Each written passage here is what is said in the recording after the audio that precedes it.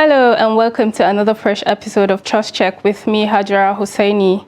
On Trust Check, we bring you verdicts on false information circulating on and off social media that garnered a lot of reactions. Unprofessional individuals and blogs continue to share information without proper verification because social media has given anyone with a phone and the internet the power to break news and disseminate information. Most of these individuals do not concern themselves with the consequences. All they are after is engagement. Now, as part of efforts to support Africa's goal of strengthening... Now, looking at the activity chart, as you can see right here, a total volume of 130... Created a Boko Haram crisis that at that time was restricted to Yobe.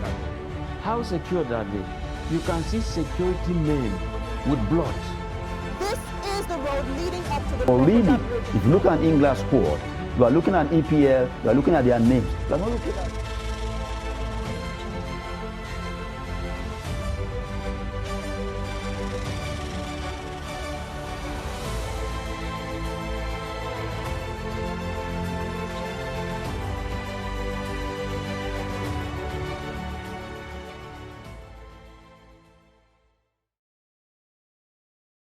We are in an era where fake news can lead to crisis or even start a war.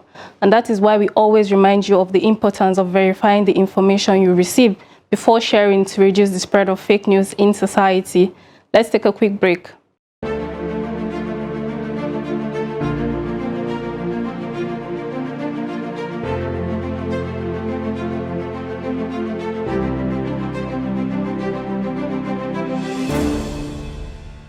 Welcome back. Today we take on multiple claims made on social media, and the first is a photo that was in circulation with the claim that Oluremi Tinubu, Nigeria's First Lady, participated in an official meeting between President Bola Ahmed Tinubu and the CBN Governor Godwin Emefiele and Mele Kyari, the Group Managing Director of the Nigeria National Petroleum Company Limited, over 4 subsidy-related matters. The claim and image attached caused controversies as this came days after the official swearing-in of the president and his vice president, Kashim Shettima. We sought to ascertain the authenticity because of the reactions from Twitter users and how viral the tweet went. So we carried out a manual search and discovered that the photo was taken on May 30, 2023, a day after Tinubu assumed office. Interestingly, the president also shared the same images, but the author of the claim shared one of them from a different angle to suit his narrative. Further search revealed the presence of other notable persons in the room. They include Femi Gbajabiamila, Dele Alake, and James Falake, among others. We also contacted a State House correspondent who confirmed that the president's official meeting was held closed door and that the First Lady was indeed present in the room before the official meeting took place. Therefore, the claim that the First Lady participated in official meeting held between the President and heads of CBN and NNPCL is misleading. The next claim was also made on Twitter, where the user suggested that the lawyers of Peter Obi, presidential candidates of the Labour Party, informed the court that 2 of the party's star witnesses meant to testify in court on May 31, 2023, were absent on account of sickness. Unfortunately for these fake news merchants, one of our correspondents was present at the proceedings held on May 31, 2023. We can confirm that the lead counsel of the Labour Party, Levi Ozoku, informed the court that he could not continue with the presentation of documents and evidence and thereafter requested an adjournment. According to him, the members of staff who were to bring documents to the court were ill and unavoidably absent. Ozoku never referred to them as witnesses, hence the claim is misleading. Since Tiamiyu Damilare, popularly known as MD Tiamiyu, granted the BBC an interview that sparked mixed reactions, he has faced a considerable amount of backlash from Nigerians. Many claims have been made, some true and others false. Similarly, a post made by a popular Instagram blogger and influencer claimed that Tiamiyu was serving with the Nigerian police force before he migrated to the United Kingdom. Contrary to this claim, our investigation shows that Tiamiyu was a skit maker under the alias Boda Majidi before he left Nigeria for the UK, and a picture of him in the Nigerian police uniform was from one of his skits. So the claim that he was a policeman before leaving the country is misleading. Another claim was made on Facebook suggesting that Annie Idibia, wife of Innocent Idibia, popularly known as Two-Face, is battling cancer. The author of the post also said that Two-Face is calling on Nigerians to pray for his wife as she battles the sickness. The post garnered over 580,000 likes with 16,000 comments and has a link attached to it. Before clicking on the link, we carried out a Google reverse image search on the photo and discovered it was first posted in 2015. Annie posted it on her verified Instagram account to create awareness about cancer. Then we clicked on the link attached and it redirected us to a betting site. Clearly, it was a clickbait and unfortunately many people fell for it, seeing how viral the post went. We further checked Two-Face's verified social media account and found no post made about his wife being sick.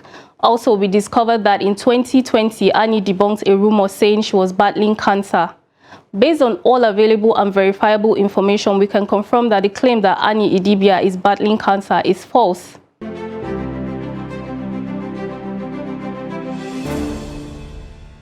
Now to our Need to Know segment, we'll be highlighting some benefits of fuel subsidy removal. Since the announcement of fuel subsidy removal in Nigeria by President Bola Ahmed Tinubu, both professional and unprofessional individuals have shared their insights on what subsidy removal means and how it will affect the economy of the country positively or negatively. The president said fuel subsidy is gone because there was no provision for it in the 2023 budget, and ever since there has been panic buying and uproar from Nigerians. Of fuel subsidy, unfortunately, the budget that I've glimpsed before I assumed office and what I've heard is that no provision is there for fuel subsidy. The fuel subsidy is gone. Subsidy can no longer justify its ever increasing cost and the wake of dry resources.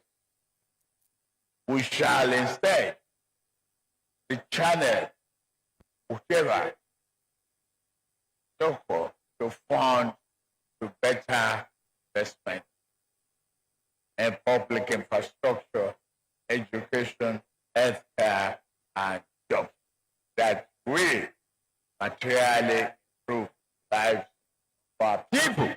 Recall that this is not the first time there has been an attempt to remove fuel subsidy. In January 2012, former President Goodluck Jonathan attempted to remove the fuel subsidy but was not successful. While the current situation is affecting Nigerians, it is important to understand what it means and how it can be of benefit in the long run. According to National Orientation Agency, the removal of fuel subsidy in the country will stop corruption around what is known as the subsidy regime, which has made some individuals so rich without industry. Now, this will bring about a resource balance if properly handled. It will free up the humongous amounts paid out as a subsidy for enhanced growth in critical sectors of national development. This means that other sectors of the economy will be developed and not just those perceived as critical. The subsidy removal will also put an end to the smuggling of Nigeria's premium motor spirit, PMS, to neighboring countries, which is an organized theft and diversion of the PMS aided by the country's easily penetrated borders, which affect the economy. These developments will solve the problem of perennial fuel scarcity and the attendant hardship on citizens, thereby stimulating responsible consumption and reducing waste as the prices become more market reflective. It will also help in the growth of domestic refineries, which in turn will create jobs for Nigerians. And with competition in the industry and market forces, there will be a drive down in the prices in the long run. Fuel subsidy removal will curb the greed for higher profits and deliberate sabotage by a few players in the oil industry, which will positively affect the economy of the country. In the past, Nigeria pays 400 billion naira monthly in fuel subsidy payments. What the removal means is that the government will put that money to use in other sectors like education, health, and other infrastructural development. This will strengthen the performance and output of the sectors the subsidy fund will be diverted to. However, questions have been raised like, will the prices continue to rise? This will be determined by the market forces, and consumers will be protected by industry regulators and the Consumer Protection Council. More so, the benefits of fuel subsidy removal outweigh the continual payments of it. Nigerians will experience many inconveniences, but the result will yield more positive outcomes for the people in the long run. Most Nigerians who believe the removal is necessary hope to see results in a few months and expect ease on the current situation. While we bring you weekly reports on false information circulating on and off social media, it is important to stop the spread of fake news by simply verifying any information you receive before sharing, putting into consideration that fake news causes damage with irreversible effects. For more on the fact check, visit www.trustcheck.dailytrust.com and follow us on all our social media platforms at Trust TV News. My name is Hajara Hussaini. See you next week.